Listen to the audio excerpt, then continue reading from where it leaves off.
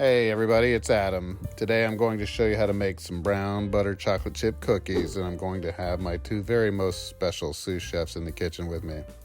You guys want to make some cookies today? Yeah! Should we? Let's make Grandma's recipe, only let's brown the butter for her chocolate chip cookies. You want to do that? Oh yeah. Yeah? Yep. Brown butter, kids. We need a heavy duty pan, ideally. You need something that can hold a lot of heat. You need 2 sticks of butter, and you need a shock pan. What is a shock pan?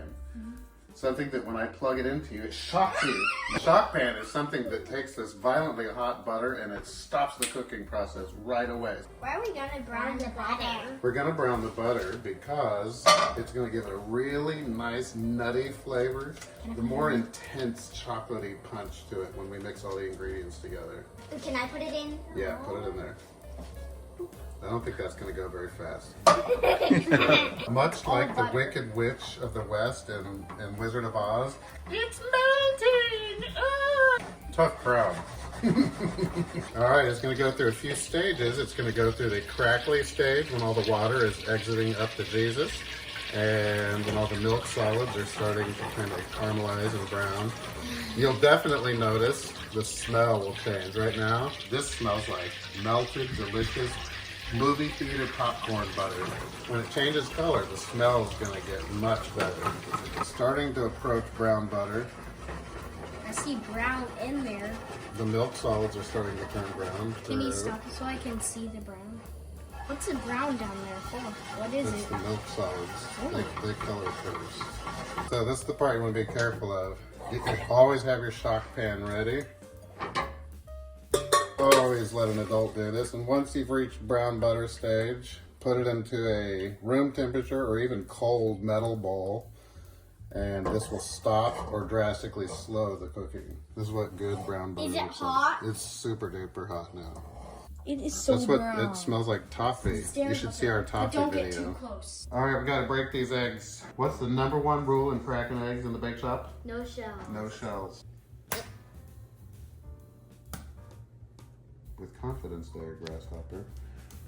It's best to crack your eggs on a flat surface, not on the edge of a bowl. And if you can, utilize your labor.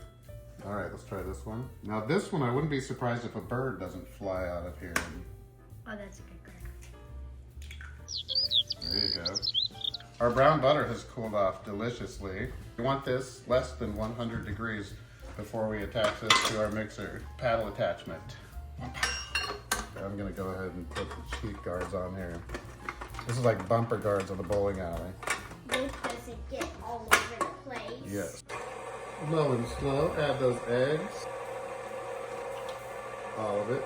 I'm gonna sift my flour. Baking soda, dump that in there. Some salt. White sugar to the egg mixture. I will do the vanilla. Can I smell? First rule of homemade vanilla, let the kids smell it.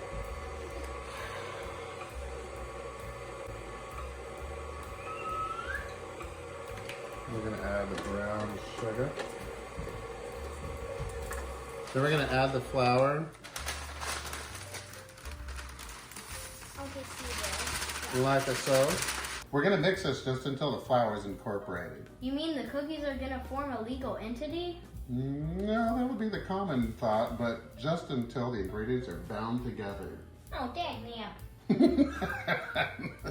Okay, so when your dough is just powdery enough like this, it's all going to come together. I want to add all our chocolate chips in just like yay.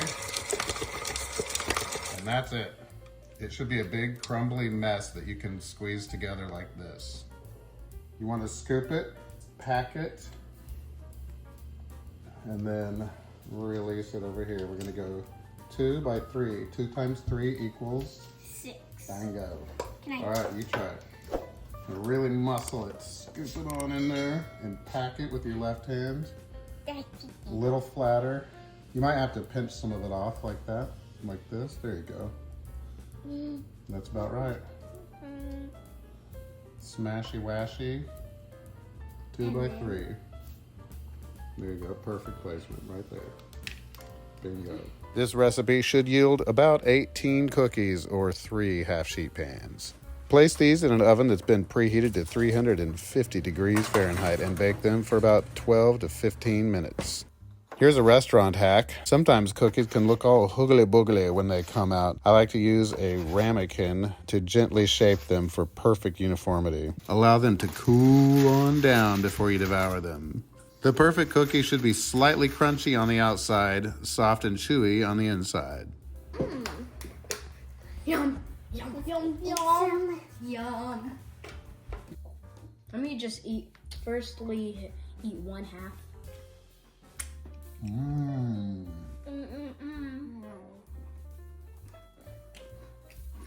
So good. Full recipe link in the description. Now go get baking.